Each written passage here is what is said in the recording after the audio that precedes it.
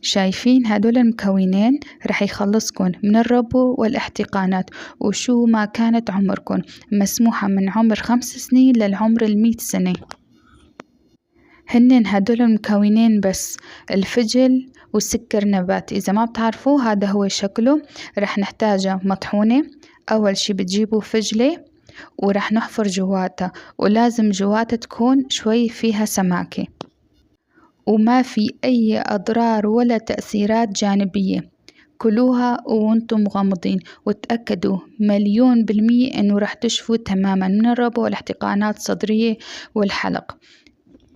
وهلا بعد ما حفرنا الفجل، هلا رح نحط السكر نبات المطحون، تكون مطحونة كتير، رح نعبيها لحتى تتعبى كليا، ورح نسكر غطا الفجل ورح نحطها بالبراد 24 ساعة لحتى تحصلوا على قوام القطر أو الشيرة.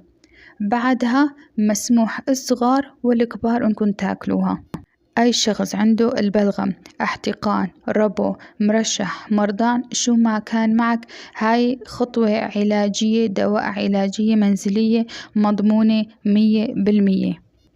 هذا سكر النبات رح يتفاعل مع الفجل ورح يشفيكم تماما. مثل ما شايفين لازم حصرا بهذا الشكل.